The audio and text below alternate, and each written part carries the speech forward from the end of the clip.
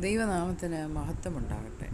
4-ാം സങ്കീർത്തനം 6, 7, 8 വാക്യങ്ങൾ.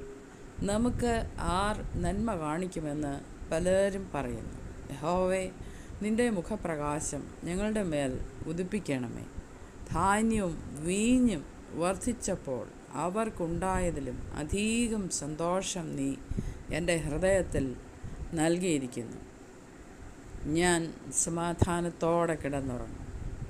നീയല്ലോ യഹോവേ എന്നെ നിർഭയം വസിക്കുമാറാക്കുന്നത്. ഈ വചനങ്ങളാൽ ഇന്നത്തെ ദിവസം ദൈവം തമ്പുരാൻ നമ്മളെല്ലാവരെയും സമൃദ്ധമായി അനുഗ്രഹിച്ച് ആശീർവദിക്കുമാറാകട്ടെ. ആമേൻ.